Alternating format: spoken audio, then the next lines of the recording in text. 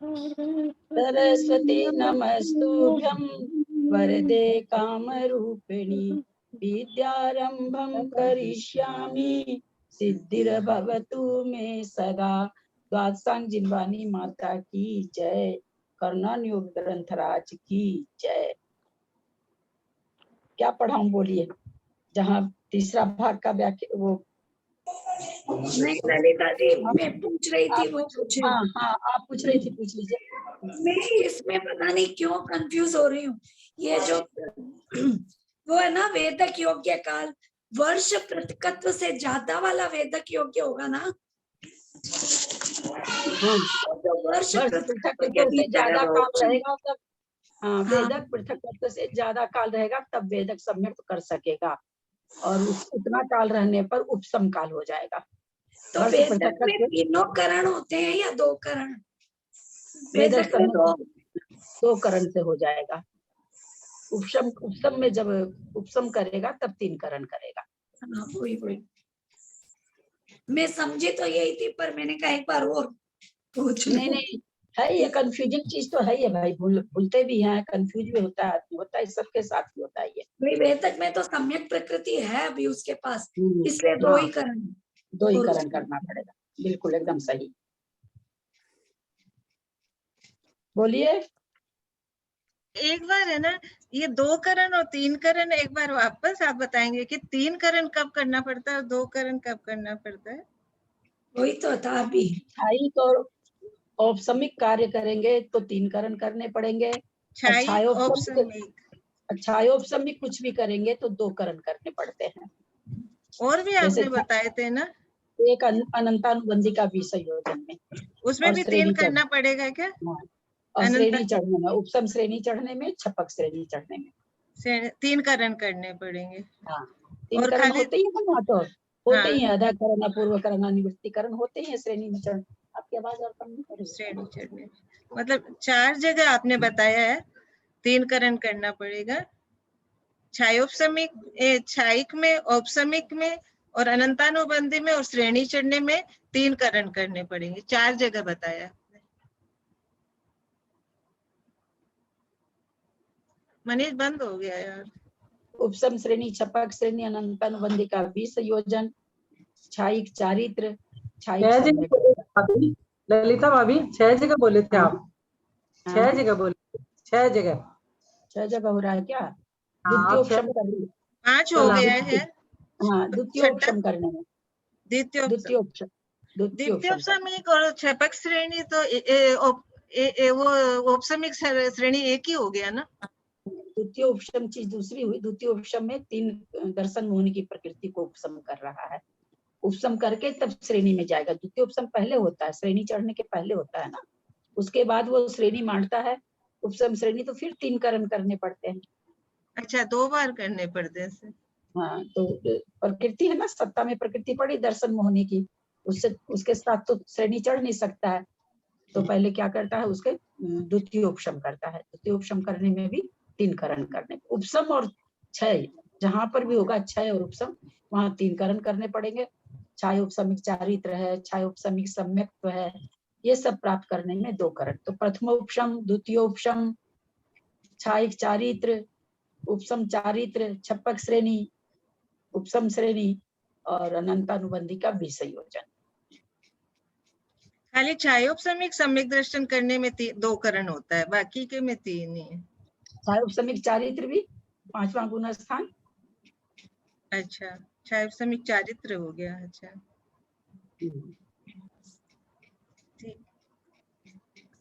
अब आज ये दिमाग में बैठा कि क्षयोपशम जहाँ है उसमें 2 करण और उपशम और क्षय में 3।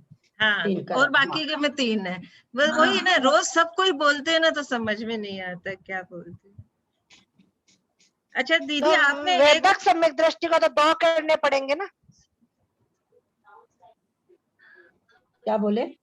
वेदक सम्यक दृष्टि को, उसमें तो 2। हाँ, छायोपसमिक सम्यक दर्शन है, 2 करण करने होंगे। नहीं, ये पूछ रहे हैं कि यदि कोई छायोपसमिक सम्यक दृष्टि जीव है और वो जब छायिक करता है तब 3 करण करने पड़ेंगे क्या? हाँ, छायिक करने के लिए तो 3 करण ही करने पड़ेंगे। हाँ, यही गलती हुआ था। मैंने सोचा छायोपसमिक है, सम्यक तो प्रकृति है ही, तो छायिक करेगा तो 2 करण लिख दिया, वहां पे 3 करण नहीं। छाई कहीं से भी छाई करो 3 करण करने पड़ेंगे, और कहीं भी उपसम करो 3 करण करने पड़ेंगे। अच्छा दीदी, उस दिन आपने बताया था कि यदि आयु बंद नहीं होती है तो असंक्षेपाधार काल में फिर आयु बनती है, और तो ये आपने बताया था कि ये असंक्षेपाधार काल आयु के बाद में है या पहले है? आपने क्या बताया कि आयु के अंदर मैंने ही? पूछा था, हाँ, असंक्षेपाधा काल 8 अपकर्ष के भीतर है कि बाहर है, ये पूछा था। तो हाँ, तो वो इसमें बोली किसी ने बाहर, दिया था जवाब, कि बाहर है। हाँ मैंने दिया था कि बाहर है। आप बोले थे क्या? नहीं, त्रिशला जी बोली थी बाहर है। हाँ, चलो कोई बोला तो था, किसने बोला सो ध्यान नहीं है, बाहर है किसी ने बोला था। हाँ, तो ये ना बाहर का मतलब क्या हुआ, मेरे को ये नहीं समझा। 8 अपकर्ष काल, बाहर का मतलब ये है 8 अपकर्ष काल में जिसकी आयु नहीं बनती है, आयु काल जब असंक्षेपाधा काल शेष रहता है, तब नियम से बंध के,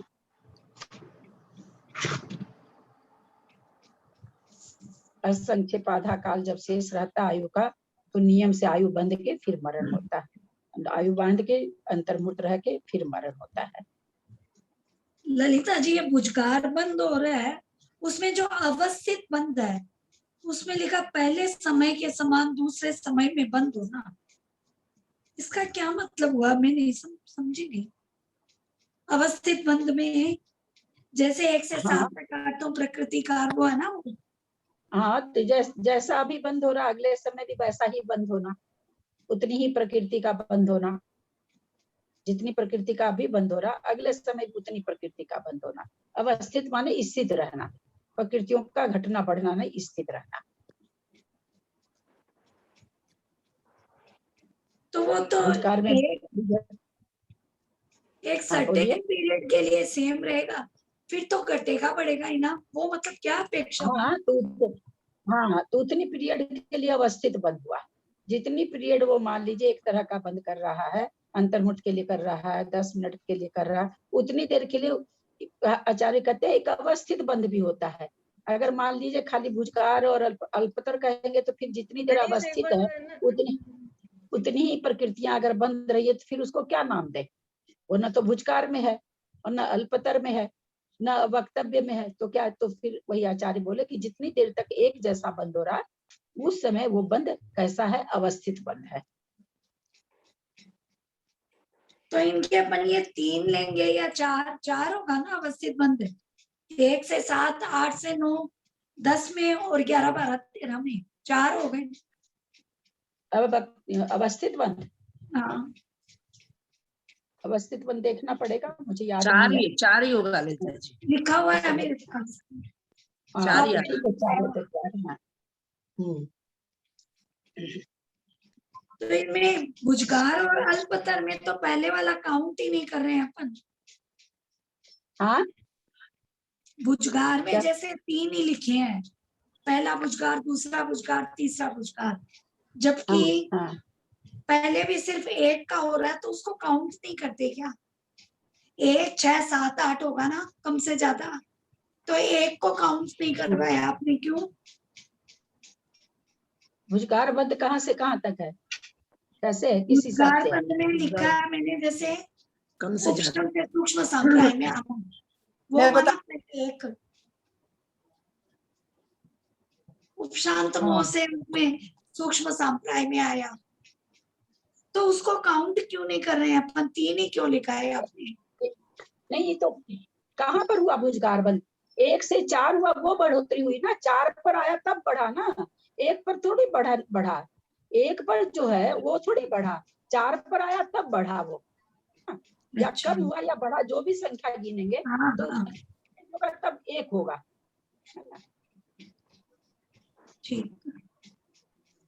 क्योंकि अल्पतर में भी हुई हुआ कि 8 वाला नहीं काउंट होगा, फिर 8 से 9 और 10 में, फिर 11, 12 में वो 3 होंगे काउंट। हाँ, अरे अल्पतर दूसरा, अल्पतर दूसरा। 8 से 9 में गया तो अल्पतर हुआ, फिर 10 में गया तो अल्पतर हुआ। फिर 11, 12, 13 12, 12, 13 में गया तो अल्पतर हुआ, है ना। अल्पतर में घटता है, भुजगार में बढ़ता है। और वक्तव्य में भी जैसे आपने एक तो 11 से 10 में आकर वापिस मोहनी का बंद करने लगा। अब वक्तव्य का हो रहा है कि पहले मोहनी कर्म का बंध नहीं था, किंतु अगले समय में उसका बंध हुआ, वही अवक्तव्य। अवक्तव्य क्योंकि पहले नहीं हो रहा था, वहां पर उसको नहीं कहा गया। अवक्तव्य का मतलब नहीं कहना, तो पहले बंद नहीं हो रहा था, वहां उसका नहीं बोला गया, वहां पर वो अवक्तव्य था। फिर वो बनने लगा तो वो वक्तव्य हो गया, वो कहा जाने लगा। तो अवक्तव्य बंद इसको कहा गया। एक लाइन और लिखवाई थी, 11 में अगर मरण हो जाता है तो उसी वक्त दूसरा वक्तव्य, ये क्या हुआ? वो तो समझ में आ था, कर्मकांड अच्छा। में था विशेष शायद। मेन ये एक ही होगा ना कि 11 से 10 में आया वो है। हाँ, अवक्तव्य बंद। ये ना तुम क्या कर रहे, कुछ कर रहे हो? ये ना मेरे ना थोड़े से इसमें इसे बांध देना, सब में रस्सी नहीं बांध के दिया गाड़ी पर।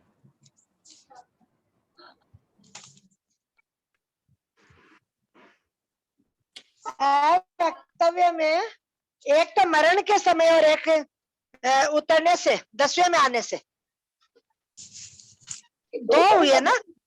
दो तरह का बंध नहीं, दो ऐसा नहीं बताया गया है। अवक्तव्य बंध का परिचय दिया गया है, ऐसा कुछ नहीं कहा गया कि अवक्तव्य बंध दो प्रकार का होता है, इस तरह का कोई विवेचन नहीं है। अवक्तव्य बंध का परिचय कराया है कि कैसे होता है।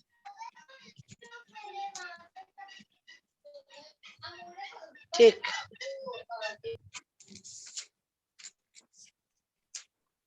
आप लोग थोड़ा सा चाय वगैरह देख लीजिएगा, क्योंकि मतलब उस समय बनाई थी प्रश्नावली, तो कल धनी जब उत्तर लिखने के लिए मेरे को भेजी प्रश्न सब, तब मैं देखती हूँ थोड़ा बहुत दे रखी हूँ उसमें से। तो मैंने आप लोग को मैसेज डाल दिया था कि भाई एक थोड़ा वैसे घुमा के कुछ नहीं पूछा हुआ है, लेकिन हाँ उसमें से है प्रश्न, तो इसलिए मैंने लिख दिया। पढ़ ले क्या गुण हानि के क्वेश्चन है जो वो किताब है ना लाल वाला, तो वही इसलिए वहाँ के जो लास्ट के जो है, लास्ट के जो 10 क्वेश्चन है वो, हाँ वो थोड़ा पढ़ लीजिएगा, क्योंकि हल्का बहुत है, इसलिए खाली पढ़ लेंगे तो भी हो जाएगा। पढ़ने का मतलब उपयोग कहीं और मुंह से पढ़े वैसा नहीं, उपयोग लगा के पढ़ लीजिएगा। डाइट से मैं बताती हूँ। रीडिंग नहीं मारनी है, दिमाग में लाना है।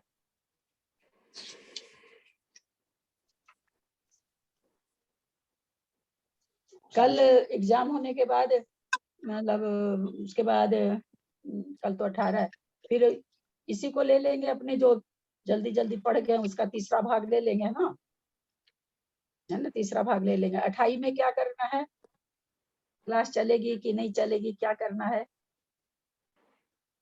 चलाइए क्लास तो हम लोग तो दीदी शिखर जी जा रहे हैं। नहीं समझ में आया, आप लोग सबको एक साथ बोल दिए ना, कुछ भी मेरे समझ में नहीं आया। छोटा नहीं तो वहाँ पे बांधने को छोटा हो जाएगा। ये तो क्लास करना, हाँ क्लास करना ललिता जी। हाँ क्लास रखना है। अच्छा, स्थानिका में स्वाध्याय भी होगा। अगर सबको उचित लगे तो तीसरा भाग फिर से रिवाइज करवा देगा। हाँ तीसरा भाग एकदम उसमें समझ ही नहीं आ रहा कुछ। मैं क्लास अटेंड नहीं कर पाई थी, तीसरा भाग रिवाइज करवा देंगे तो अच्छा होगा।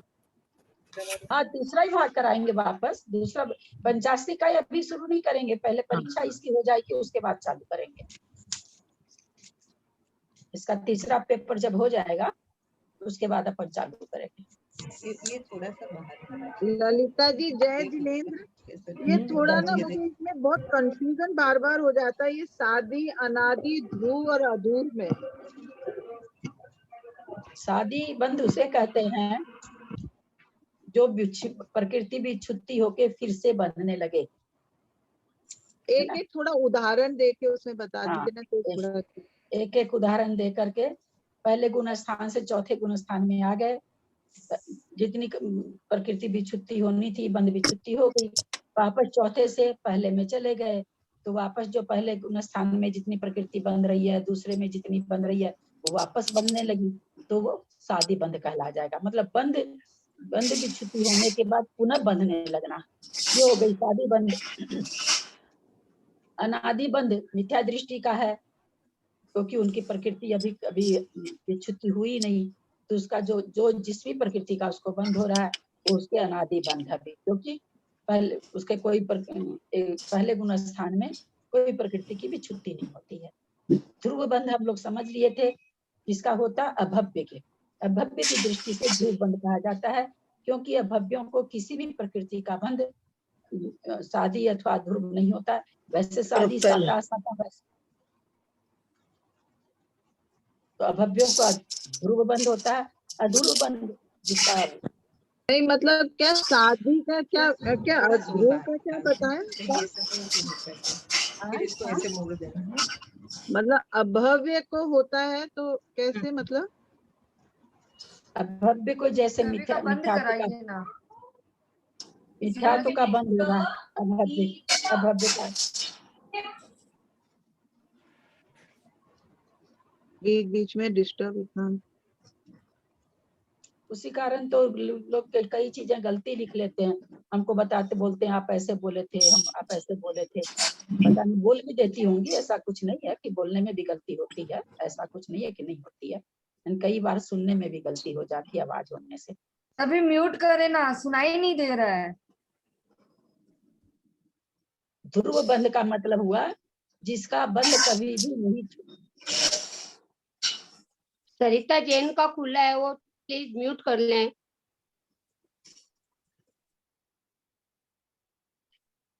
ध्रुव मतलब सब हम लोग समझते हैं, ध्रुव मतलब अटल है ना। ध्रुव मतलब क्या होता है, अटल, जो कभी भी हिले डुले नहीं, कभी भी जैसे समय शिखर जी का टोक है, क्या है, ध्रुव है, अटल है, अनादिकाल से। वो अलग बात है कि प्रकृति में कुछ बदलाव होता तो बदलाव होता रहता, वो एक अलग है, पर जितने भी अपने अनादि निधन चीजें क्या है वो अटल है। तो ध्रुव बंध मतलब जो मिथ्या दृष्टि जीव है, जैसे उसका मिथ्यात्व का बंध कैसा है, और प्रकृति की हम बात नहीं करते हैं, मिथ्यात्व का कैसा बंध है, उसके लिए ध्रुव बंध है मिथ्यात्व का, वो कभी सम्यक को प्राप्त ही नहीं करेगा, वो अभव्य है, वो कितना मतलब कब तक संसार है, कब से संसार है, उसके तो मिथ्यात्व प्रकृति ध्रुव बंधी है। और भी प्रकृतियां हैं, समझने के लिए हम एक प्रकृति को अपने समझ में आ जाए, तो ये ध्रुव बंध हुआ, जो बंध कभी ना छूटे। तो बंध किसके कभी भी नहीं छूटता है, जो अभव्य रहते हैं उनको, भव्य के तो छूट सकता है, इसलिए ध्रुव बंध उनको नहीं कहा गया। शादी बंध एक पर प्रकृति गुण स्थान बदला, उस गुण स्थान संबंधी प्रकृतियों की विच्छुत्ति हो गई, वापस ऊपर से नीचे आया, सातवें से छठे में आता है, तो छठे से सातवें में जाता है, छठे में छह प्रकृति है ना, छठे में छह प्रकृति का में आपकी आवाज बंद हो गई थी ललिता जी। हाँ आदि बोला ना तब आवाज, आप शादी बता रहे थे ना शुरू से, तब आवाज बंद हो। हाँ, शादी बंध उसे कहते हैं जिससे गुण स्थान बदलता है, तो गुण स्थान के अंत में प्रकृति विच्छुन्न होती है, तो वो प्रकृति फिर मान लीजिए गुण स्थान में लौटा, तो पुनः वो प्रकृति बनने लगी, तो उसको शादी बंध कहते हैं। मतलब एक बार प्रकृति की विच्छुन्न होने पर वापस उन प्रकृतियों का बंधना शादी बंध कहलाता है। जैसे उपसम श्रेणी चढ़ने वाला 11वें गुण स्थान में गया, सूक्ष्म लोग क्या हुआ, बंधना बंद हो गया, 10वें गुण स्थान में उपसम हो गया, 11वें से पुनः वापस आया, तो उस समय उपसम श्रेणी वाले के कोई जीव जो चढ़ा, उसके उस लोभ कसाय का शादी बंध कहलाएगा। और वही लोभ कसाय या जो भी तरह के कसाय जो अभव्य हैं, उनके ध्रुव बंध है। अध्रुव बंध किसको कहते हैं, अध्रुव बंध वो कहलाता है जो कभी होता है और कभी रुक जाता है। जैसे कभी साता बेदनी बन रही, कभी असाता बेदनी बन रही, तो क्या हो रहा है, ये कहाँ तक, जहां तक असाता का बंध, कहाँ तक है, आवाज नहीं आ रही है, किसी को नहीं आ रही है क्या, आपके आ रही है बहुत अच्छे से आ रही है। उनका खुद की भी आवाज नहीं आती, कटी कटी आती है। आपके लोग के मोबाइल में, मेरे मोबाइल में कोई भी दिक्कत नहीं, क्योंकि मेरे यहाँ बहुत अच्छा नेट लिया हुआ है, इसलिए जिनको भी सुनाई नहीं देता, हम लोग मेरे यहाँ तो बहुत, दोनों ही बच्चों के यहाँ बहुत पावर का नेट लिया हुआ है, तो हम लोग के यहाँ कोई परेशानी नहीं होती है। आप लोग के मोबाइल में कुछ होता होगा, खास करके नेट से जो चलाते हैं ना, उनके थोड़ा होता भी है। तो मैं ये कह रही थी, शादी बंध उसे कहते हैं जो बंध विच्छुत्ति हो जाए, जैसे ऊपर के गुण स्थानों में आया, चौथे में आ गया, पांचवें में आ गया, फिर पहले में चला गया, तो जिन जिन प्रकृतियों की विच्छुत्ति हो गई थी, पहले गुणस्थान के, दूसरे गुणस्थान की, चौथे में आया, पांचवें में आया तो चौथे गुणस्थान की, वापस वो मिथ्यात्व में चला गया, वापस सारी प्रकृति बनने लगी, तो उन प्रकृतियों का उसको सादी बंध कहलाएगा। श्रेणी में इसको समझाया गया था आप लोग को कि जैसे उपसम श्रेणी वाला 11वें गुणस्थान में गया, 10वें गुणस्थान में सूक्ष्म लोभ जो बंध रहा था वो बंध रुक गया, क्योंकि 11वें में चला गया, उपशांत कसाया, वहां से फिर लौटा तो फिर बंद करने लगा, ये क्या कहलाएगा? सादी बंद कहलाएगा। अधुरु यही जो छपक श्रेणी में चढ़ रहा है वो सूक्ष्म लोभ, अब जो आगे बढ़ जाएगा तो वो तो नहीं बांधेगा, 12वें से 10वें में तो आने से रहा वो, तो यही सूक्ष्म लोभ ये कसाय उसके लिए अधुरु बंदी हो गई, यानी जो फिर नहीं बंधेगी। सादी बंद विच्छिन्न होने पर फिर बंधने लगना, अनादि बंद जो शुरू से बनता आ रहा अभी तक कभी विच्छिन्न नहीं हुई है प्रकृति, ध्रुव बंद अभव्य को होता है, अध्रुव बंद जो आगे के गुणस्थान में जैसे 12वें गुणस्थान में चला गया तो उनके लिए सूक्ष्म लोभ वगैरह कसाई की क्या होगी? अध्रुव बंदी होगी, अब कभी भी बंधेगी नहीं। तो इस तरह से 4 तरह का बंद आचार्य बताए हैं। आपने अध्रुव का पहले तो बोला कभी होता है कभी रुक जाता है, साता का जैसे साता। हाँ वो भी अध्रुव बंदी है, साता का साता होना ये भी अध्रुव बंदी है, मतलब कभी रुक जाना कभी होना, अध्रुव बंदी में।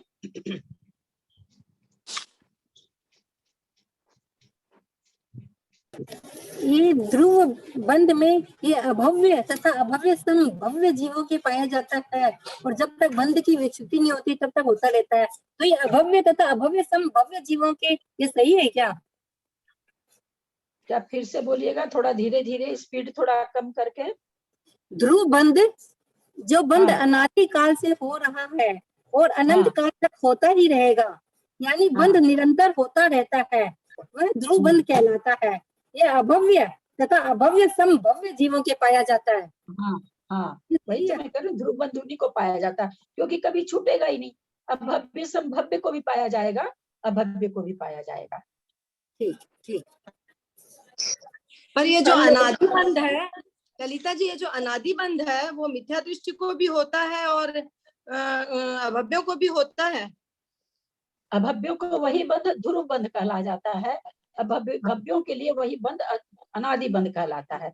जब तक सम्यक्त को प्राप्त नहीं किया तब तक के लिए उसके अनादि है, सम्यक्त को प्राप्त कर लेगा मिथ्यात्व का बंध अनादि नहीं रहेगा, लेकिन वहीं पर वही मिथ्यात्व का बंध अभव्य के लिए ध्रुव बंदी है। एक ही प्रकृति में चारों तरह का बंध निकालते हैं ना, सारी प्रकृतियों में निकलता है, तो मिथ्यात्व अपने लोग निकाल रहे हैं, और वही मिथ्यात्व छूट करके चौथा गुण स्थान में आ गया, पुनः मिथ्यात्व में चला गया, तो उसी मिथ्यात्व का सादी बंद हो गया।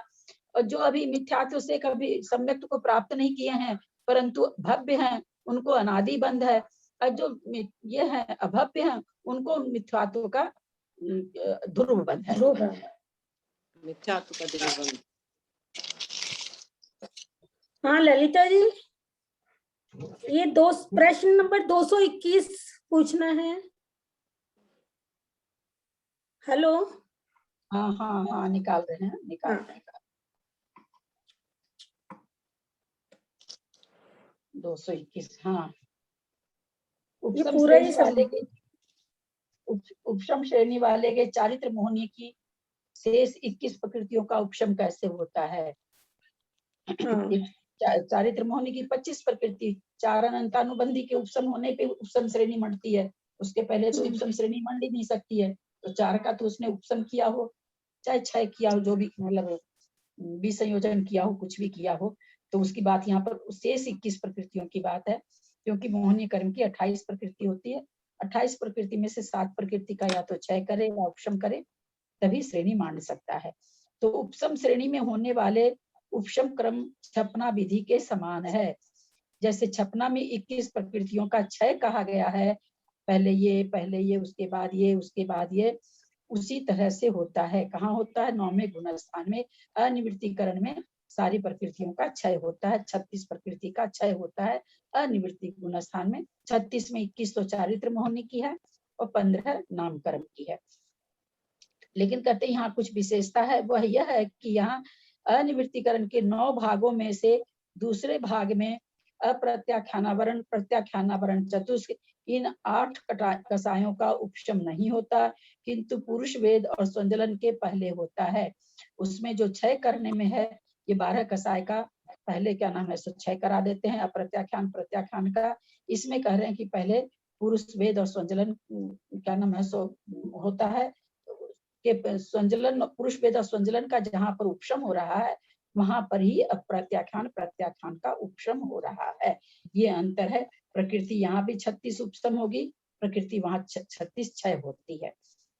उसका क्रम ऐसा है कि पुरुष वेद का उपशम होने के बाद अप्रत्याख्यान और प्रत्याख्यान दोनों के क्रोध का उपशम होता है, पश्चात संजलन क्रोध का उपशम होता है। यही क्रम मानादि में भी जानना चाहिए। थोड़ा सा ये अंतर बता रहे हैं, जो क्षय करते हैं और ये उपशम करने वाले में इतना। ललिता जी, ये गलत नहीं प्रिंट हुआ है क्या कि पुरुष वेद और संज्वलन कहाँ पहले होना चाहिए ना, के कैसे होगा, उसके पहले थोड़ी होता है। दूसरी लाइन में तो है कि उसके बाद हो रहा है, नीचे से चौथी लाइन, मतलब देखो आप होने के बाद क्या, किंतु पुरुष वेद और संजलन के पहले 8 कसायों का उपशम नहीं होता, किंतु पुरुष वेद और संजलन के पहले होता है, तथा उसका क्रम ऐसा है। पुरुष वेद का उपशम होने के बाद अप्रत्याख्यानावरण प्रत्याख्यानावरण पुरुष वेद और संजलन के पहले होता है, किंतु पुरुष वेद और संजलन के पहले होता है, तथा उसका क्रम ऐसा है। पुरुष वेद का उपशम होने के बाद अप्रत्याख्यानावरण प्रत्याख्यान दोनों क्रोध का उपशम होता है, पश्चात संजलन क्रोध का उपशम होता है। यही क्रम संजलन नहीं, ये कहना चाह रहे हैं, ठीक ही लिखा हुआ है। पुरुष वेद का तो पहले हो जाता है, उसके बाद 8 कसाय का होता है, फिर कहते हैं संजलन का होता है। वही चीज आया ना नीचे, पुरुष वेद का होने के बाद अप्रत्याख्यान प्रत्याख्यान हुआ और फिर उसके बाद संजलन क्रोध हुआ। तो फिर यहाँ ये गलत नहीं हुआ क्या, पुरुष वेद और संजलन के पहले होता है? तो पुरुष वेद पहले और संजलन के बाद, वो ये कहना चाह रहे हैं पुरुष वेद के बाद और संजलन के पहले होता है, किंतु पुरुष वेद के बाद यहाँ छुटा हुआ है। के बाद छुटा बाद, हाँ, पुरुष वेद के बाद और संजलन के पहले होता है। तभी ठीक हो जाएगा, तभी समझ में नहीं आ रहा। ललिता जी, एक बार अवक्तव्य बंद एक बार सुनिए, मेरे पास जो लिखा हुआ है भी कहीं रॉन्ग। हाँ बोलिए भाभी। अवक्तव्य बंद, जैसे कोई जी उपशम श्रेणी में चढ़ रहा है, तो 11वें गुरु स्थान में गया और वहां मोहनी कर्म का बंद खत्म हो गया, वापस 10वें गुरु स्थान में आया, तो जो बंद उसका रुका खत्म हो गया था मोहनी कर्म का, तो वापस वहां पे चालू हो गया। यही हुआ क्या अवक्तव्य बंद? अवक्तव्य बंद इसलिए अवक्तव्य क्यों हुआ कि 10वें गुण स्थान में इसको नहीं बताया गया है ना, अवक्तव्य था, इसका बंद बोला नहीं गया। अवक्तव्य मतलब बोलने योग्य नहीं, तो 11वें गुण स्थान में बोलने योग्य नहीं था, इसका बंद वापस लौटा तो ये होने लगा बंद, तो इसलिए इसका नाम पड़ गया अवक्तव्य बंद। और एक बार ये भी जरा सा सुनिएगा, भुजगार बंद के स्थान ये है ना अपने सिलेबस में? हाँ, सिलेबस में स्थान हो चाहे नहीं हो, भुजगार बंद है। हाँ, भुजगार बंद ऐसे भी थोड़ा समझना था, जैसे उपशांत मोह जो 11वां गुण स्थान में है, एक वेदनीय प्रकृति का पूर्व बंद था, और वहां से सूक्ष्म संप्राय जो 10वां गुण स्थान है, वहां में आते वक्त 7 प्रकृति का बंद, ये पहला भुजगार बंद हुआ। सही है क्या? हाँ, एक वेदनीय का बंद कर रहा था उपसम श्रेणी वाला, और फिर आ गया सूक्ष्म संप्राय में, तो 6 प्रकृति का बंद करने लगा। हाँ, तो ये 7 प्रकृति गुणास्थान में आते वक्त 6 प्रकृति बंद, हाँ, तो 7 प्रकृति का होने लगा, आयु का बंद नहीं हो रहा, बाकी 7 कर्मों का बंद होने लगा, और फिर प्रमत में आ गया तो आयु का बंद भी होने लगा, तो इस तरह से 3 भुजगार बंद हो गए। भुजगार बंद 3 कहाँ हुए? भुजगार बंद तो 3 भुजगार बंद, हाँ 6, 7 और 8 में 3 भुजगार बंद स्थान है, और फिर वहां से हाँ 1 से ये 10वें से गुण स्थान में आते वक्त 6 प्रकृति बंद, पहला भुजगार बंद, और वहां से हाँ, फिर वहां से अनिवृत्तिकरण 9वें और अपूर्वकरण 8वें में 7 प्रकृति का भुजगार बंद स्थान हुआ, दूसरा भुजगार बंद, है ना। हाँ। और फिर नीचे जो अप्रमत्त विरुद्ध 7वां और प्रमत्त विरुद्ध 6ठा में 8 प्रकृति का बंद स्थान है, तीसरा भुजगार बंद। इस हाँ, प्रकार हाँ। 6, 7, 8 कुल 3 भुजगार बंद स्थान है। हाँ। ये मतलब कि इसी तरह है ना, इस तरह से ये। तो ललिता जी ये अवक्तव्य इसका स्थान 1 होगा क्या फिर? अवक्तव्य का स्थान बोल के कुछ आया ही नहीं है कर्मकांड जी में, केवल बताया उन्होंने कि अवक्तव्य बंध किसको कहते हैं। 11वें गुण स्थान में गया, 10वें में आया, इसको उन्होंने कहा अवक्तव्य बंध है। उसका उन्होंने कोई स्थान वगैरह की चर्चा नहीं की है। खाली मोहिनी कर्म का बताया गया ना, या खाली मोहिनी कर्म का एग्जाम्पल दे दिया गया। हाँ, और तो कुछ नहीं मैंने किसे कहते हैं ये बताया है, लेकिन स्थान नहीं बताया। हाँ, स्थान तो बन ही नहीं रहा ना, स्थान नहीं बताया है। 11वें गुण स्थान में अगर आयु 6 हो जाती है तब थोड़ी कुछ माना जाएगा इसमें कर्म बंध का, तो इसमें तो फिर आयु 6 हो गई। जब अगर काल 6 आयु 6, आयु 6 हुई तो मरण थोड़ी हो जाता, वहां मरण गुण स्थान तो वही रहता है, मरने के बाद गुण स्थान चेंज होता है, मरते ही हो जाता है। अच्छा, तो स्थान तो वही रहेगा। और फिर यहाँ मरण की अपेक्षा थोड़ी घटा रहे हैं, वो एक अलग विवक्षा है। यहाँ हमको अवस्थित बंध बता रहे हैं, तो इसमें मरण थोड़ी घटाएंगे, इसमें तो उसका गिरना घटाएंगे, इसमें मरण थोड़ी घटाया जाएगा, मरण घटाया ही नहीं जाएगा इसमें। अवस्थित बंध के तो स्थान हैं कौन कौन से? पहले से 7वें गुण स्थान तक 8 प्रकृति का बंध कर रहा है, इसलिए तीसरे गुण स्थान को छोड़कर। और पहले गुण स्थान से लेकर 7 गुण स्थान तक का 8 प्रकृति का बंध अवस्थित बंध है। यह पहला अवस्थित बंध स्थान हुआ 8 प्रकृति रूप। फिर 8वें गुण स्थान और 9वें गुण स्थान में 7 प्रकृति का बंध, दूसरा अवस्थित बंध स्थान है। यहाँ पे स्थान है 7 प्रकृति रूप, ये दूसरे है। और 7वें में आयु की बंध विच्युति हुई और 9वें में मोहिनी कर्म की बंध विच्युति हो गई। तो अब 10वें सूक्ष्म संप्राय गुण स्थान में जितना समय रहेगा 7 प्रकृति का बंध, तो ये तीसरा हो गया। ये हाँ सॉरी, ये इंग्लिश हिंदी में लिखा हुआ, ये तो तीसरा अवस्थित बंध हुआ 7 प्रकृति 6 प्रकृति रूप। इसके बाद 11वें 12वें 13वें अभी आपने बताया है, इसके बाद 11वें 12वें 13वें गुण स्थान में 1 प्रकृति का बंध हो रहा है साता भेदने का। तो ये चौथा 4 है यहाँ अवस्थित बंध, 4 अवस्थित बंध हुए। इसमें कहीं कोई रॉन्ग तो नहीं है ना, सही है? नहीं सही, एकदम सही है। ये तो बोल रहे हैं किरण जी को बहुत ज्ञान हो गया। तो ललिता जी ये उद्वेलना अलग, उद्वेलना की परिभाषा अलग होगी और उद्वेलना संक्रमण की परिभाषा अलग होगी। नहीं, उद्वेलना संक्रमण और उद्वेलना तो एक ही, उद्वेलना संक्रमण में उद्वेलना ही तो होती है। अच्छा ठीक है। उद्वेलना संक्रमण जो होता है उसमें उद्वेलना ही तो हो रही है ना प्रकृति की। पहले हाँ, अधर होता है, फिर उद्वेलना होती है, उद्वेलना के सारे कांड खत्म होने के बाद अंतिम कांड को फिर दूसरे संक्रमण होते हैं। तो उद्वेलना संक्रमण ये वो प्रकार हुआ, संक्रमण का ही नाम है उद्वेलना। अल्पतर भी बता दिए थे क्या? तो अलग अलग हुई ना। अल्पतर आपने बताया था क्या? अल्पतर तो हो गया, बताई थी किरण जी, बताई थी है वो भी। पूर्व अल्पतर बंध स्थान कौन कौन से है ये बताया नहीं था, ये है मेरे पास लिखा हुआ। ये पूर्व बंध पढ़ूं क्या? देख लीजिए, आपका मन नहीं, आप बताए थे। ठीक है, नहीं आप बताए थे तीसरा गुण स्थान आयु को छोड़कर, नहीं आपने बता दिया, याद आ गया। दूसरा अल्पतर बंध, ये सबसे पहले में जब बंध की बात चली तो सबसे पहले यही बताया, सबसे पहले इसी को बताया था। ठीक है, आपने बताया। किसी को और कुछ जिनको पूछना हो एक बार संक्रमण सुनिए ना ललिता जी, बहुत छोटा सा लिखा हुआ है कि संसारी जीवों के अपने जिन परिणामों से शुभ कर्म और अशुभ कर्म संक्रमण करे, अर्थात अन्य प्रकृति रूप परिणमन करे, उन परिणामों को संक्रमण कहते हैं। बस ये तो ये बहुत ज्यादा शॉर्ट में है। तो ये संक्रमण और उद्वेलना दोनों सेम विभिन्न उद्वेलना भी वही है, संक्रमण तो उद्वेलना भी तो एक प्रकार का संक्रमण ही है ना भाभी।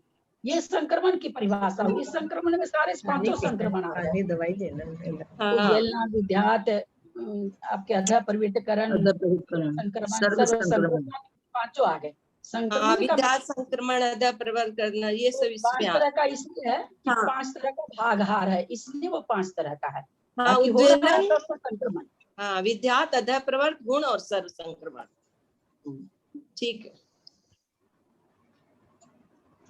ललिता जी, अभी आप कांडक किसमें बता रहे थे? स्थिति कांडक और वो सब अनुवाद को तो चित्र बना बना के समझाए हैं। नहीं, अपने आपने किसकी अपेक्षा में बताया है ये भी? उद्वेलना जो प्रकृति, किसी ने पूछा कि उद्वेलना, संक्रमण और उद्वेलना अलग अलग है क्या? तो मैंने वही कहा इनको कि जो चित्र में हमने समझा के भेजा था ना, उद्वेलना हो रही है कांडकों की, तो उद्वेलना जो हो रही है वो संक्रमण ही तो है ना, तो खत्म होती जा रही है वो प्रकृति, है ना। उद्वेलना भी एक प्रकार का संक्रमण ही है, ये हमको कह रहे थे। तो बोल रही थी ना कि संक्रमण, उद्वेलना संक्रमण और उद्वेलना अलग है क्या? नहीं, दोनों चीज एक है।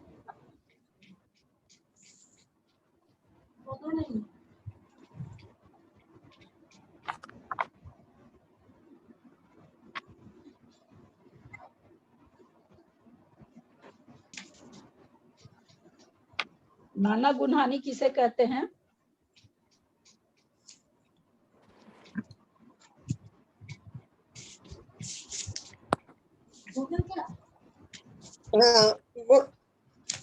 गुणहानि के समूह को नाना गुणहानि कहते हैं। गुणहानि के समूह को नाना गुणहानि कहते हैं। एकदम ठीक है। और ऐसे ही सब आगे हो रहा है। नाना गुणहानि के समूह को अन्योन्य कहते हैं, और आगे मतलब सब में यही आगे है ना, उनके समूह को आगे करते जा रहे हैं। क्या नहीं समझी? मैं समझी, जैसे गुणहानि ने कहा कि जिसमें जो है ना हीन द्रव्य पाए जाए उसे गुणहानि कहते हैं। फिर गुणहानि आयाम किसे कहते हैं? गुणहानि के जो समय है उसके समूह को गुणहानि आयाम कहते हैं। और फिर अन्योन्य अभ्यस्त किसे कहते हैं? वो भी उसे गुणहानियों का जितना प्रमाण है उसके समूह को कहते हैं। मतलब समूह समूह ही आया जा रहा है। हाँ हाँ, अन्योन्य विश्रासी तो नाना गुणहानि के दो जगह मांड करके उसको कहा जा रहा है। थोड़ा सा अंतर अनुविश्रासी का जितना प्रमाण है, नाना गुणहानि का जितना प्रमाण है,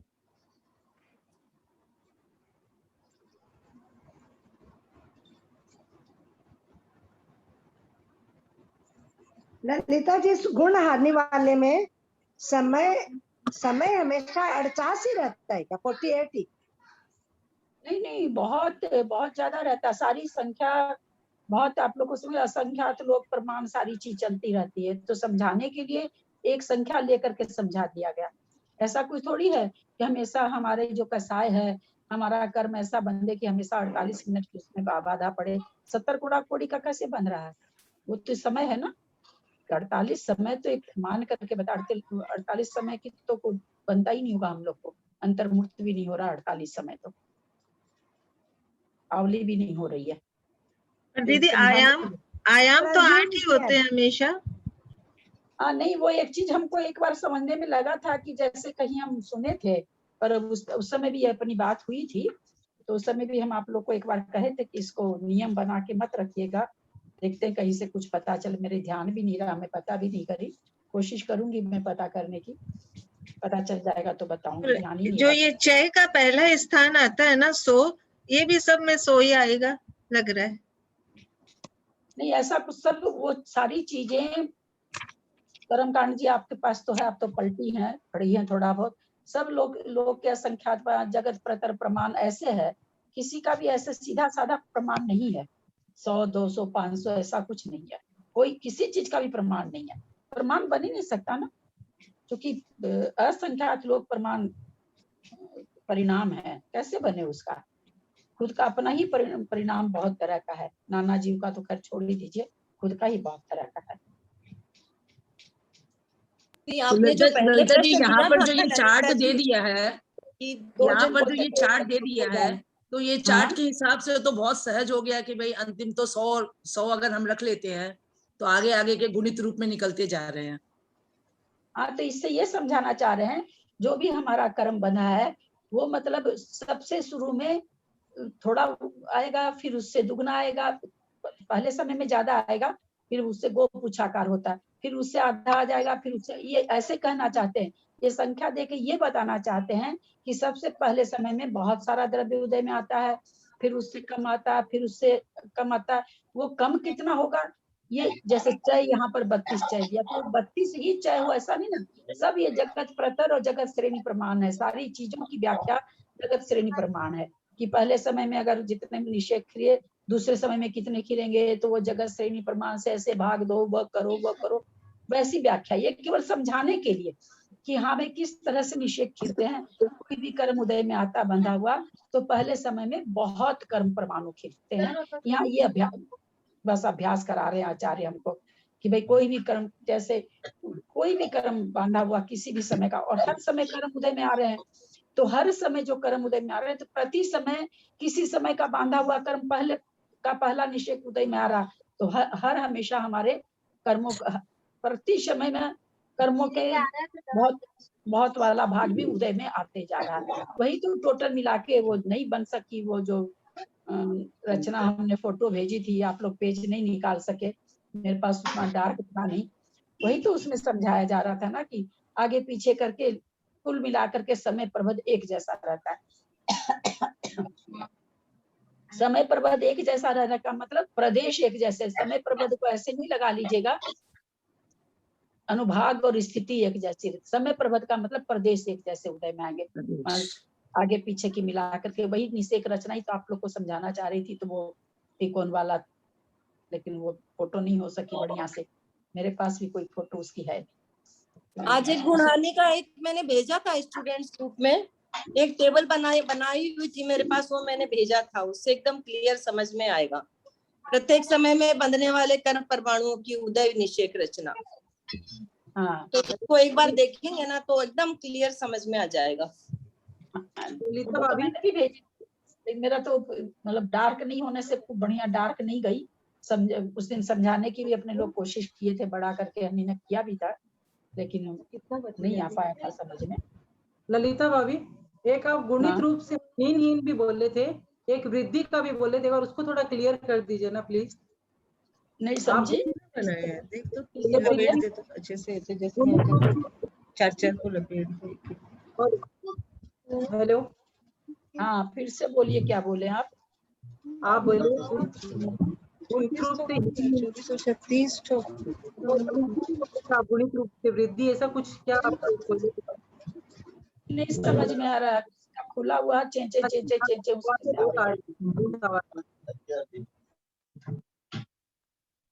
बहुत जन का खुला हुआ, अब क्या करें, अब लोग करते 1 2 3 4 कई जन का खुला हुआ है, कुछ भी नहीं समझ में आ रहा क्या पूछ रही हैं, और जब उनको ही मेरा समझ में नहीं आ रहा तो मेरा तो किसी को ही नहीं समझ में आएगा। गुण हानि हाँ, हीन रूप से समान रूप से हीन इन एक तो, और एक वृद्धि का भी आप बोले थे, तो उसको थोड़ा क्लियर कीजिए, क्या समझाए थे?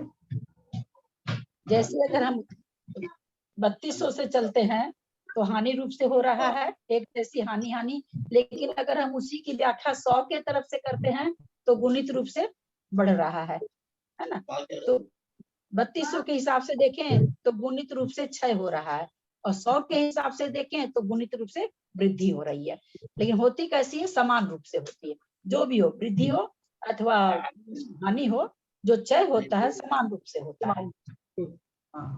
ठीक है।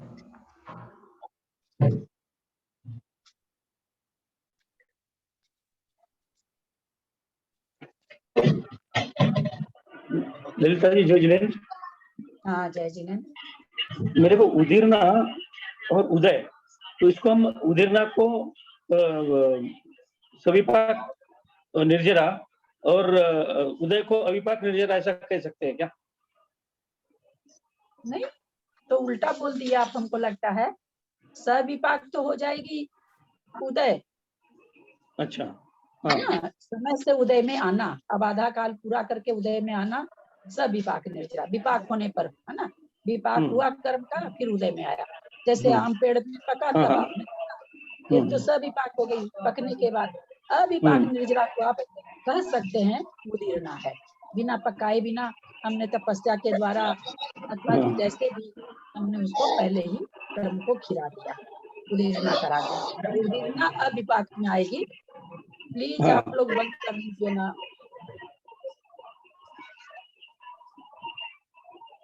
प्लीज, ये कहानी नहीं है एकदम। कितनी चीजें ये लोग गलत लिख रखी हैं। मंजू जी, किरण जी, सब समझ में आता है हमको कितना गलत लिख ले रहे हैं, और यही हल्ले के कारण गलत लिख लेते होंगे।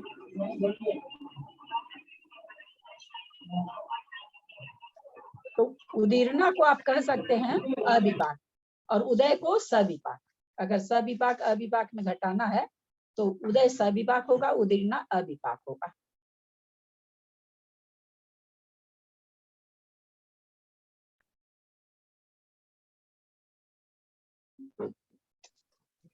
एक बार निदत्ति और निकाचित कर्म को बता दीजिए।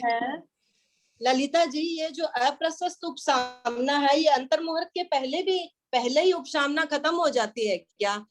कई जगह रॉन्ग भी लिखा ये लिखा ही जाता होगा कुछ तो बीच बीच में बोलने से। अप्रशस्त उपसामना का यही परिचय है, परिभाषा यही है, जो अंतर्मुहूर्त के पहले उपसामना खत्म हो।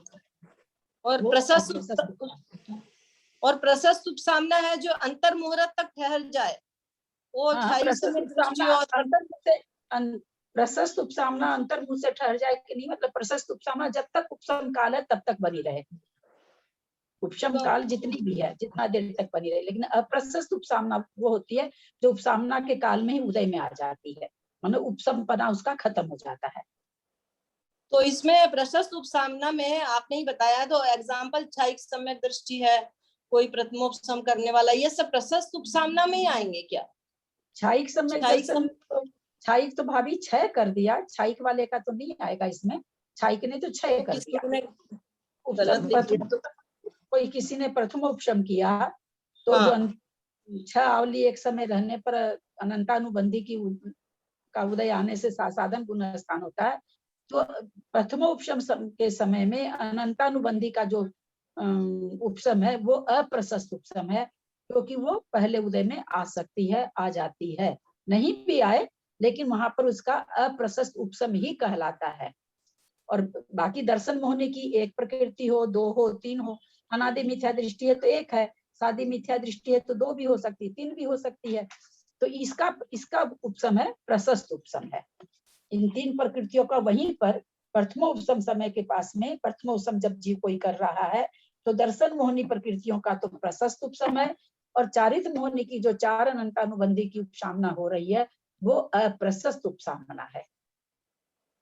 हाँ, तो मतलब यही हुआ कि अप्रशस्त उपसामना अनंतानुबंधी की होती है, जो चारित्र मोह के चारित्र मोहनी के कभी भी उदय में आ सकती है, इसलिए तो कभी भी उदय में आ जाती है बिना पता ही चले ही, तो वही तो हो गई ये वाली।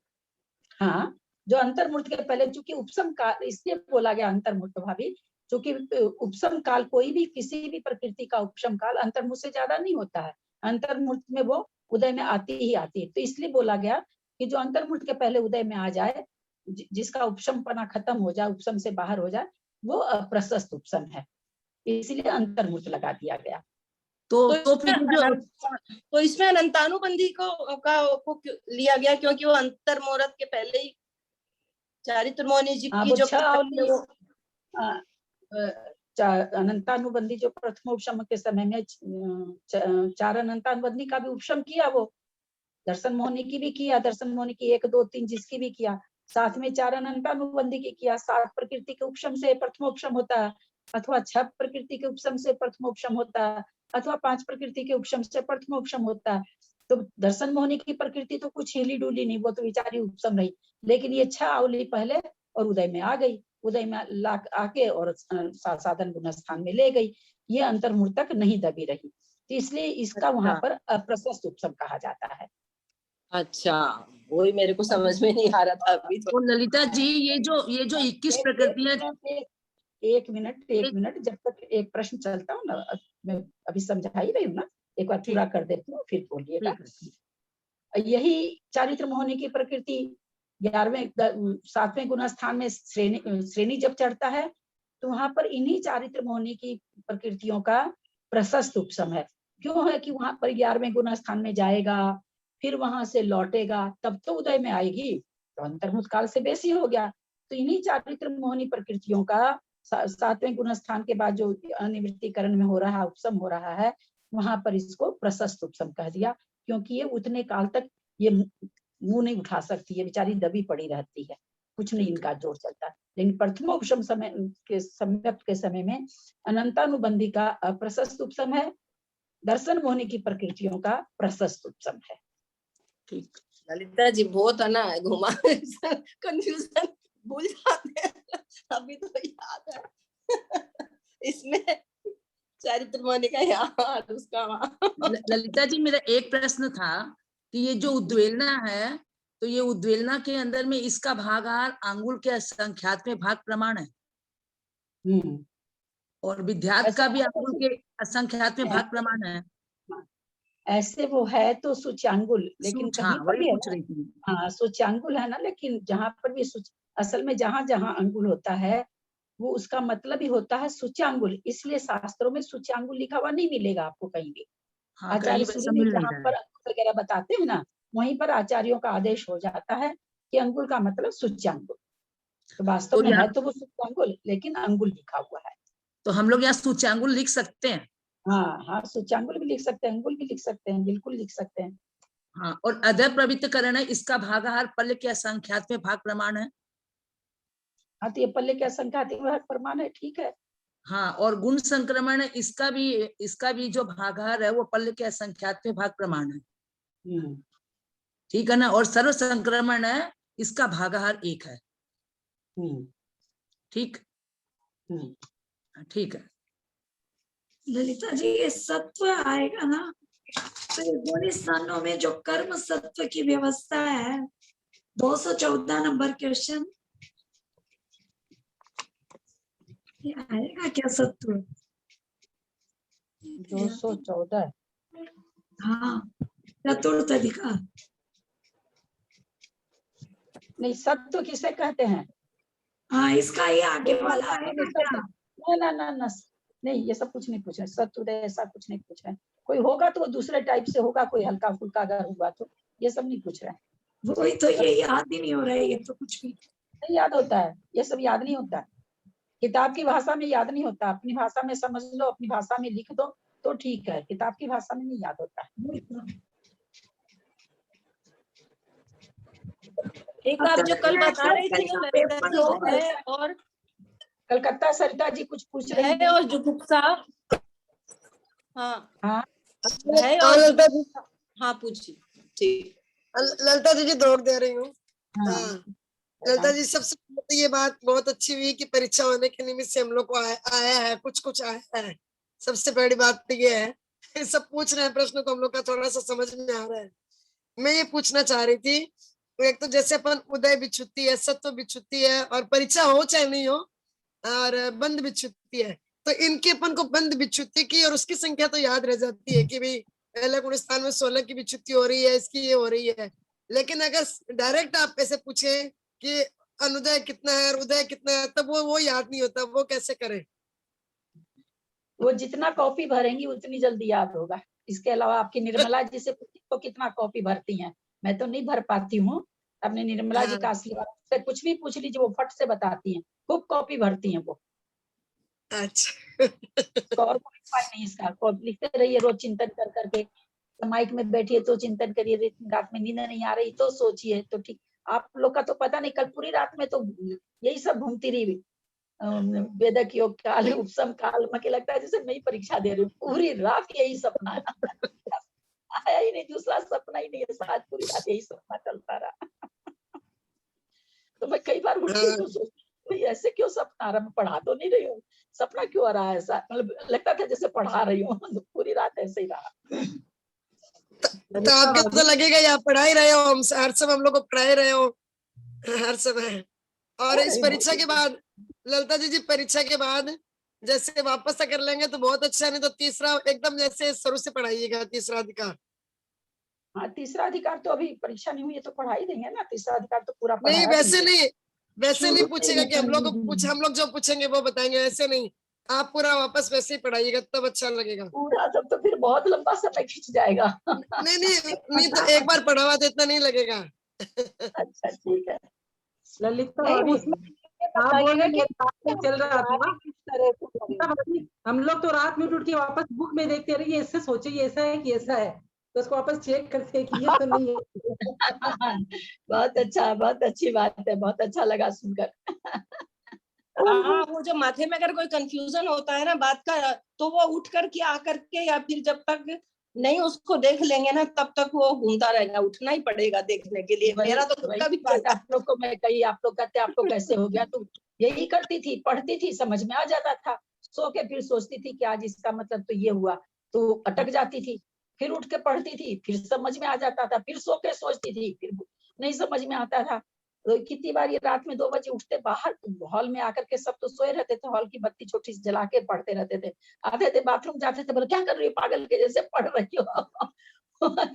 तो होता ही है, कोई चीज अटकती है तो वो विकल्प जब तक निकलता नहीं है ना तब तक वो है ना माथे में शांति नहीं होती, नींद नहीं आती फिर मुझे तो। मैं तो उठ के किताबें ही आजकल पागल हो जैसे देखती रहती हूँ। वेदक सम्यक तो छायोपसमिक सम्यक तो समझने में हमको 7 साल लगा, 7 साल। तो तुरंत समझा रहे हैं, देखिए आपका ज्ञान हम लोगों को। छायोपम एक ही तो है ना हम लोग। हाँ, एक नहीं, वो होता क्या था, वेदक सम्यक जो वेदक वेदन करे, फिर उसी में घुसा दिया आचार्य छाइक सम्यक दृष्टि का, तो इतना मतलब पढ़ते थे तो ठीक भाषा समझ में आ जाती थी, जैसे सोते थे फिर एकदम मतलब करते करते कितना मुश्किल से जाके एक दिन अपने आप समझ में आया कि वो ये चीज कहना चाह रहे हैं आचार्य। भाषा भी तो पकड़ में नहीं आती ना, ग्रंथों की भाषा और ढूंढारी भाषा तो हमको पकड़ में नहीं आती, बिल्कुल ही नहीं पकड़ में आती ढूंढारी भाषा तो। हालांकि कई बार मन में उपयोग भी लगा है कि एक ढूंढारी भाषा का एक ग्रंथ पढ़ लूंगी तो पकड़ में आने लगेगी, लेकिन वो इतना वो भारी लगता है ना कि तो कई चीजें ढूंढारी भाषा में रहती है, वो एकदम से समझ में नहीं आती है। पढ़ते रहो पढ़ते रहो पढ़ते रहो, लगे रहो, एक कौन सी पिक्चर है ना, लगे रहो मुन्ना भाई। वेदक और क्षायोपस्मिक तो एक ही बना, वेदक और तो क्यों 2 नाम कैसे, भूल जाती थी, इस प्रकृति का ऐसे होता है, इस प्रकृति का ऐसे होता है, उसमें क्षय हो जाता, या पढ़ूं, पढ़ने में ठीक समझ में आ जाए, लेट के सोचूं सारा गायब। तो दोनों की सेम ही तो परिभाषा होगी ना, वेदक और क्षायोपस्मिक। तो होते वो नहीं ना पकड़ में आता, उतना पकड़ में नहीं आ पाता, कभी कभी चीजें पकड़ में नहीं आती है। नहीं, हम लोगों के लिए अभी वेदक और क्षायोपस्मिक की एक ही है ना। हाँ, सम्यक तो एक ही है, परिभाषा अलग अलग है। क्या लिखे, परिभाषा अलग क्या होती है? वेदक जो सम्यक प्रकृति का वेदन कर रहा है, तो सम्यक का वेदन कर रहा है, और छायोपसमिक में परिभाषा हो जाएगी अनंतानुमति चार कसा है, सम्यक मिथ्यात्व और मिथ्यात्व प्रकृति के सर्वघाती स्पर्धकों का उदयाभावी है, आगामी काल में उदय होने वाले उन्हीं स्पर्धकों का सद अवस्था रूप, और सम्यक प्रकृति के उदय से जो तत्वों का संधान होता है उसे छायोपसमिक सम्यक कहते हैं। बहुत अंतर है, परिभाषा में तो अंतर है, दोनों है एक ही चीज, तभी तो कंफ्यूज होते थे, नहीं तो इतनी सीधी सी चीज में थोड़ी होते, तभी कंफ्यूज हो जाए। अभी इसमें इतनी लंबी परिभाषा, अब ना बोलने लग गए, बोलते बोलते, थोड़ा दिन पहले तक तो बोल ही नहीं पाते थे, गड़बड़ा जाते थे बोलने में। वही तो, हमको तो अभी भी नहीं बोल सकते कि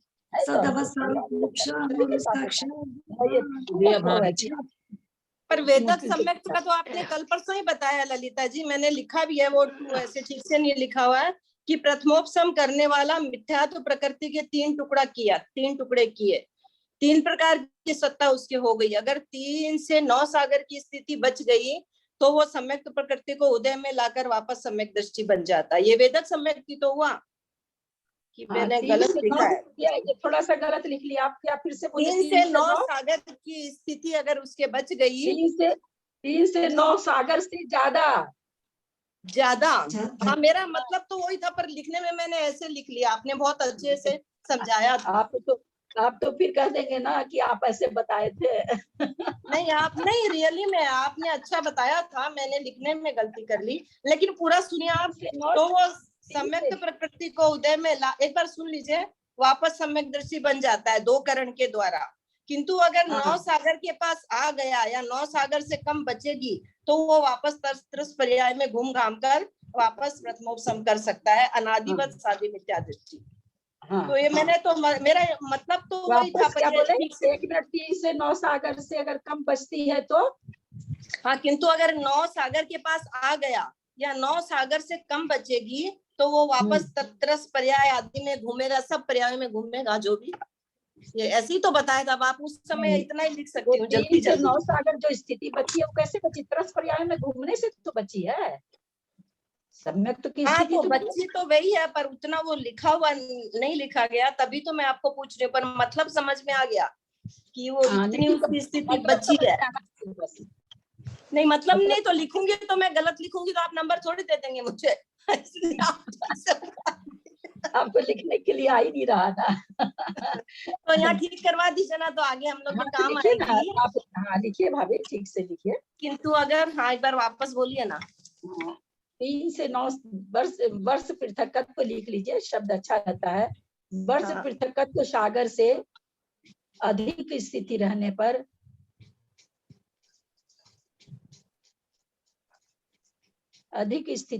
पर वेदक योग्य काल होता है।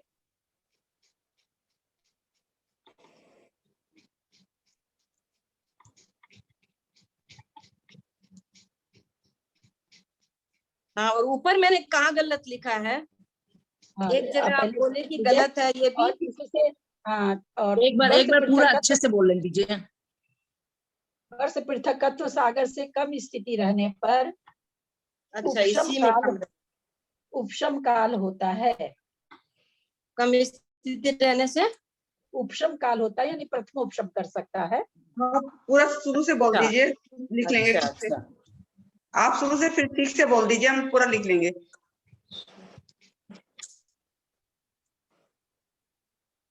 वर्ष पृथकत्व काल तक रहने पर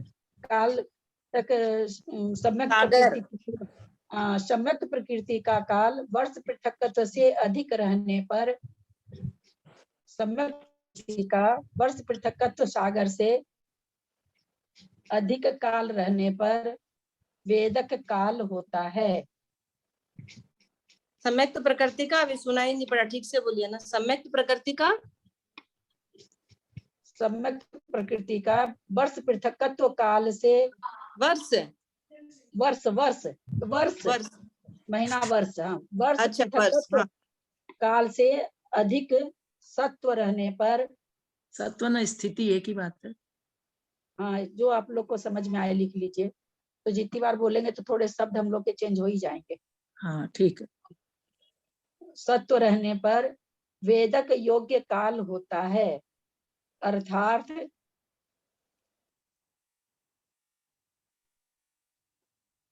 दो करण के द्वारा सम्यक प्रकृति उदय आवाज में नहीं आ रही है। अर्थात क्यों नहीं आ रही है? आ रही है। अर्थात दो करण के द्वारा सम्यक प्रकृति को उदय में लाकर वेदक सम्यक दृष्टि बन सकता है। दीदी आवाज नहीं आ रही है। क्या करूं, आप लोग के फोन में कमी होगी, मैं क्या करूं बोलिए। मेरे फुल नेट चल रहा है। वेदक सम्यक ये लाइन पूरी करवा दीजिए। आप शुरू से बोलिए, ऐसे बीच में भाभी किताब में से नहीं बोल रही हूँ ना, तो नहीं वाक्य जटाना पड़ता है। वर्ष पृथकत्व सागर से अधिक स्थिति रहने से वेदक योग्य काल होता है। हाँ वेदक योग्य काल रहता है, अर्थात दो करण के द्वारा सम्यक दृष्टि बन सकता है, वेदक सम्यक दृष्टि बन सकता है।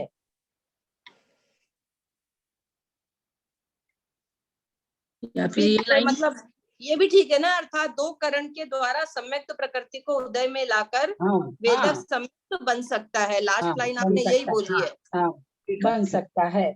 और वो और 3 से 9 सागर तक की स्थिति रहने पर उपशम योग्य काल होता है। 3 से 9 या वर्ष पृथकत्व सागर तक की स्थिति बचने पर सम्यक लिख लीजिएगा, नहीं बाद में नहीं समझ में आएगा। सम्यक की स्थिति बचने पर उपशम योग्य काल होता है।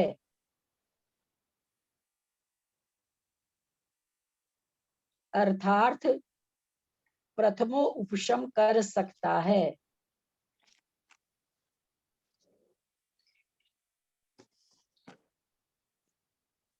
बचने पर कौन सा हुआ? बचने पर मेरा पेज खत्म हो गया। लाकर वेदक सम्यक तो बन सकता है। और क्या लिखा था, कहाँ लिख दिया? वेदक योग काल होता है। आप पहले वाला बोल रहे हैं क्या? ये पता नहीं, मेरा पेज खत्म। प्रथमोपसम्यक तो प्रकृति का वर्ष पृथकत्व काल से कम स्थिति रहने पर वेदक योग काल होता है, अर्थात दो करण के द्वारा सम्यक प्रति लाकर सम्यक बन सकता है। कम नहीं, अभी आपने उल्टा लिख लिए हैं क्या? फिर से नहीं, मैंने उल्टा के लिखा, वो वहां जहाँ लिखा हुआ था 3 से 9 सागर की सम्यक की स्थिति बचने पर ज्यादा 3 से 9 सागर से सारा गलत हो गया। ज्यादा स्थिति बचने पर, से ज्यादा स्थिति बचने पर। हाँ, आप बीच में मत बोला करें, हमारा सारा गलत हो जाता है। बचने पर बताओ, फिर बीच में बोलती हो। अरे भाई, मैंने नोट किया है त्रिशला जी, इसलिए पूछ रही हूँ, मैं बीच में नहीं बोल रही, मेरा रह जाएगा फिर। तो आप ही की वजह से हमारा सारा छूट गया, हमारा सारा ही गलत हो गया। वो एक का गलत होगा, ऐसा करिए, मेरा भी गलत हो गया पूरा। सुनिए आप लोग छोड़ दीजिए, मैं ना ग्रुप में लिख के भेज देती हूँ, ठीक है? हाँ, मेरा भी गलत हो गया है पूरा, मुझे ना ठीक से बहुत बढ़िया ललिता भाभी, हाँ, वो बार बार है ना, मैं भी बार बार बोलने में कुछ और भी भूल जाती हूँ, कभी सारा गलत हो गया हमारा, तो बोल जाती हूँ ना, मैं ना ग्रुप में लिख के भेज दूँ। ये बढ़िया, मतलब 3 से 9 सागर के अधिक होने पे 2 करण करने पड़ते हैं, और 3 से 9 एग्जैक्ट रहे तो प्रथमोपशम करते हैं। प्रथमोपशम से होता है, फिर उससे बंदा से आप एग्जैक्ट कहाँ से ले आए? 1 मिनट, शास्त्र जी में ये एग्जैक्ट शब्द नहीं चलता है। 3 से 9 एग्जैक्ट नहीं, मतलब 3 से 9 अगर आता है, 3 से 9 अगर हो तो मतलब 3 से 9 से ज्यादा में तो 2 करण करने पड़ते हैं, और अगर 3 से 9 रहते हैं तो प्रथमोपशम करेगा, तो प्रथम जब करेगा तो उसको चौथी बंदा, वो चौथा स्मरण और करने पड़ेंगे, 5 लब्धि वगैरह वो सब करके फिर हाँ, वो 3 सीधी बात है, 3 करण करने पड़ेंगे। हाँ, 3 करण करने, तो वो 3 से 9 में वो, और ये तो जो नियम है ये त्रस के लिए है, अभी ये केंद्रीय के लिए नहीं है। जो त्रस पर अंतःकोड़ाकोड़ी सागर जो सम्यक 1 मिनट सागर हम बोलूं तो चुप रहिए। ये जो नियम है किसके लिए? अंतःकोड़ाकोड़ी सागर की स्थिति थी सम्यक की, उद्वेलना हो रही है, उद्वेलना होती जा रही, जो भी हो रहा, लेकिन वो घूम कहाँ रहा है? मिथ्यात्व में घूम रहा, लेकिन कहाँ घूम रहा? त्रसों में घूम रहा है। 2 इंद्री, 3 इंद्री, 4 इंद्री, 5 इंद्रियों में घूम रहा है। ये उसका नियम है। 1 इंद्रिय में अगर कोई चला जाता है तो उसका अलग नियम है।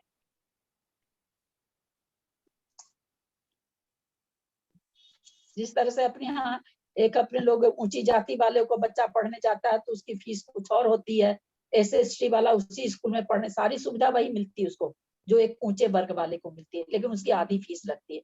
तो उसी तरह से जो त्रसों में घुमा उसके लिए इतना, लेकिन जो 1 इंद्रिय में घूम के आता है, 1 इंद्रिय से 5 इंद्रिय में आता है, उसका पल्ले का संख्यात्वां भाग 1 सागर, मात्र 1 सागर। इतनी सी भी स्थिति अगर उसके रह जाती है, 1 सागर स्थिति भी रहती है, तो 2 करण के द्वारा सम्यक प्रकृति को प्राप्त कर लेता है। उसको इतना फायदा हो गया। मतलब पल्ले का असंख्यात्मा भाग 1 सागर, ऐसे करेंगे ना? ऐसे पल्ले का असंख्यात्मा भाग कम 1 सागर, कम 1 सागर में पल्ले का असंख्यात्मा भाग कम। ललिता जी कल आप भेज दीजिएगा ग्रुप में, क्योंकि मेरे को भी जब गलत लगा था तभी मैंने आपको पूछा था कि मैंने ये सही लिखा है कि गलत, नहीं तो फिर वो गलत ही नोटिंग में रह जाती है, तो फिर हम लोग गलत ही पढ़ लेते हैं। लिखा हुआ तो था पर मेरे पास भी सारा गलत था, इसीलिए मैं बार बार पूछ रही थी। सॉरी त्रिशला जी, मैं नहीं बोली थी भाई, आपकी आवाज और उनकी आवाज मिलती है वीणा जी की, तो लगता है आप बोल रही हैं। नहीं नहीं, मैं नहीं बोली थी, मैंने नहीं, बोली मैं बोली थी। नहीं, मैं बोली थी। नहीं कोई बात नहीं, हम लोग भी जब समझ में नहीं आता तो बोलते हैं, यहाँ पर मैंने नोटिंग गलत हो रही थी इसलिए मैंने पूछा था उनको। मैं अब तो जिनको भी डिस्टर्ब हुआ है ना उनको मैं सॉरी बोलती हूँ। ललिता जी, हाँ, ये क्षायोपश्मिक में किसके सर्वघाती स्पर्धकों का लिखे, किस कषायों का, या 28 का 21, ये मेरे को ये वर्ड नहीं पकड़ में। अनंतानुबंधी 4 कसाय का, सम्यक मिथ्यात्व प्रकृति का और सम्यक मिथ्यात्व प्रकृति का, इन 6 प्रकृतियों, हाँ, सर्वघाती स्पर्धकों का उदयाभावी चय, उन्हीं का आगामी काल में उदय में आने वाली उन्हीं का सदवस्था उपशम, और देशघाती सम्यक प्रकृति के उदय के होने से जो तत्वों में सावधान होता है उसको छायोपशमिक सम्यक दर्शन कहते हैं। ठीक ठीक ठीक। चलिए, कल आप लोग को सबको बेस्ट ऑफ लक, सब बढ़िया से परीक्षा दीजिएगा। समय पूरा है, खाली उंगली टच करना है, कोई अक्षर शब्द लिखना नहीं है कि आप लोगों को समय लगेगा। धैर्य से दीजिएगा, धैर्य से पढ़िएगा। जो प्रश्न नहीं पकड़ में आता हो उस प्रश्न को अगर आप लोग 4 बार मुंह से बोल करके, मन में पढ़ेंगे तो नहीं होगा, उस लाइन को बार बार मुंह से बोलिएगा, उच्चारण करिएगा मुंह से, जोर जोर से नहीं, अपने मुंह से बोल करके कि आपके कानों को सुनाई दे, तो ठीक वो प्रश्न समझ में आ जाएगा।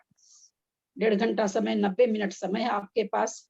प्रश्न केवल 75 है, उसमें भी केवल हाथ से आप लोग को टच करना है, तो समय आप लोग को काफी है।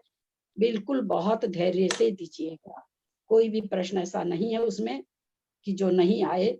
मेरी यही भाभी मैं ग्रुप में हूँ ना, पिछली बार मेरा बहुत देर से आया था, इसलिए मैं कह रही हूँ, और मेरे उसमें मैसेज नहीं आ रहे हैं बिल्कुल भी। तो आप देखो हो कि नहीं, मैं तो स्टूडेंट ग्रुप में हूँ नहीं कि मैं आपको बता सकूं। या मैंने तो हनी के पास कई बार फोन कर लिया, उनका फोन उठा नहीं है, और मैंने मैसेज भी डाला है नहीं तो क्योंकि पहली बार मेरा बहुत देर में आया था ग्रुप में, 7:45 बजे करीब आया था, मेरा सारा पेपर छूट गया। नहीं तो ऐसा है ना, उसमें देखिए जिसके भी नेट में नहीं, मेरी बात सुनिए, एक बात मेरी सुनिए, भेजने वाले एकदम टाइम से भेज देते हैं। हम लोग के साथ भी होता है, हम लोग भी कई बार नेट पर परीक्षा देते हैं, तो हमारा अगर नेट कमजोर रहता तो वो नहीं आता, काफी देर नहीं आता, क्योंकि हमको बाद में उसमें कंप्लेन आती भैया के पास, तब हम लोग देखते हैं भैया जी हमारा नेट नहीं खुला, भैया जी मेरा नेट 15 मिनट के बाद खुला, भैया जी मेरा तो खुला ही नहीं। तो ये इस तरह की शिकायतें बहुत लोगों की आती रहती है उसमें, कि आपका अपना पर्सनल नेट की कमजोरी होती होगी, है ना। उस समय थोड़ा सा जिस समय परीक्षा है ना, और लोग अगर नेट चला रखे हो तो सबको अगर वाईफाई है तो, पर्सनल नेट हो तो अलग बात है, तो भी थोड़ा उस समय थोड़ा एक बार बंद करा दीजिए लोगों, एक बार चालू हो जाए तो फिर लोग चालू कर लेंगे। घर में जो भी लोग हो उनका एक बार नेट बंद करा दीजिएगा। अभी मेरा एक पेपर छूट गया उस रोज, मेरे एक ही पेपर पाई में केवल। कोई बात नहीं, 20 बात गई है ना। अब उसको लेने से, अब इस बार कोई आपको 2 बार नहीं करना, एक ही बार में दोनों पेपर, नेक्स्ट तो करना ही है लेकिन भरना उतना नहीं है। बहुत आसान कर दिया गया है आप लोग के लिए। आप लोग को मार्क्स भी तुरंत पता चल जाएगा, सही उत्तर भी तुरंत पता चल जाएगा। इस बार आप लोग को काफी सुविधा जुटा दी गई है। ये होता है, नेट की प्रॉब्लम होती है ना, होती है। सबको बेस्ट ऑफ लक। धन्यवाद। बहुत धन्यवाद धन्यवाद धन्यवाद धन्यवाद। जिनवाणी स्तुति। बहुत आप लोगों से बात हम कर रहे हैं, खूब धैर्य से पढ़िएगा। जिस प्रश्न में जब थोड़े से अटकते हो उस प्रश्न को 5 बार मुंह से बोलिएगा, बिल्कुल समझ में आ जाएगा। वैसे अटकने वाला कोई प्रश्न नहीं है, फिर भी जब परीक्षा देने बैठते हैं तो माथा कहीं और चला जाता है, सबके साथ ही होता है, तो थोड़ा सा धैर्य से दीजिएगा, हड़बड़ाने की कोई भी जरूरत नहीं है। भाभी मेरी पढ़ाई तो हो ही नहीं रही बिल्कुल भी। क्यों? मेरे हस्बैंड हॉस्पिटल में एडमिट थे 1.5-2 महीने से, 2-2.5 महीने। हाँ पता है, कोई बात नहीं, आप जितना देंगे तो आपको ये तो लगेगा ना कि मुझे इतना आ रहा, फिर भी इतना आ रहा। 2 महीने से मैं हॉस्पिटल में थी अपने हस्बैंड के साथ, उसके बाद भी आपको तो 10 नंबर भी आएगा तो आपको खुशी होगी कि देखो मैं इतना तो जानी कम से कम, है ना। तो कोई उसकी बात नहीं है, अपने को कोई ये, अपने को अपने ज्ञान को तौलना है, अपने को ये तो फर्स्ट सेकंड देखो इस तरह से रख दिया जाता है थोड़ा सा मतलब क्रेज होने के लिए, बाकी इसमें कुछ नहीं। अपने तो अपने को अपने ज्ञान को तौलना है कि मुझे कितना। अब हमारी ये सरोज सामने बैठी है, कुछ भी नहीं जानती है, मेरी देवरानी कुछ नहीं जानती है। इन लोग को भी थोड़े थोड़े नंबर आए हैं, ये लोग इतनी उत्साहित हो रखी कि हम लोग को भी नंबर आ गए। पहली बात तो ये सब परीक्षा जानते ही नहीं लोग, मेरी देवरानी तो बहुत कम पढ़ी हुई है। तो भाभी जी परीक्षा की हुआ, मैं तो यही को नहीं जानू। अब उसको इतना अच्छा लग रहा दे करके कि आज ऐसा हुआ तो हम परीक्षा दिए, एक अच्छी अनुभूति हुई। तो अपने को नंबर माने नहीं रखता है। हाँ, सरोज के लिए तो कह रहे हैं, तो मायने नहीं रखता है वो। अंजना जी दो पैर का ऑपरेशन करा के भी कितना बढ़िया से पेपर दिए। मतलब सबका बहुत बहुत अच्छे नंबर भी आए हैं, सबके काफी अच्छे नंबर आए सबके, ऐसी बात नहीं है। पहली बार ललिता दीदी हमारे तो 30 साल एक भी क्लास महाराजों के आधार पे दिया था। हाँ, एक क्लास ज्वाइन नहीं की हुई है, फर्स्ट और सेकंड करना नहीं होगी। फिर भी आपका जो अभी सेशन चल रहा है ना, ये क्वेश्चन आंसर सब पूछते हैं, वही सुन रही हूँ, वही पढ़ रही हूँ, उसी के आधार पे लिखूंगी, लेकिन लिखूंगी तो सही। कोशिश तो करूंगी। और हमारे सरिता पाटनी जी एक अक्षर नहीं जानती थी संयोग के बारे में, बाबा उनका भी कमाल का नंबर आ गया। मेरे को इतना अच्छा लगा, वो एकदम नहीं जानती कुछ भी। भाभी मैं क्या करूंगी, मेरे तो 0 आएगा, कोई बात नहीं। वो तो 0 को लेके बैठी हुई थी कि मैं तो लड्डू खाऊंगी बढ़िया से। उनके भी नंबर आया, मुझे बहुत अच्छा लगा, सबके नंबर काफी अच्छा है। नंबर और अच्छे आते, क्योंकि पहली बार एग्जाम था ना, तो लोग कुछ जान भी नहीं रहे थे, कुछ हड़बड़ा भी गए, बहुत सारे कारण होता है पहले बार पेपर में।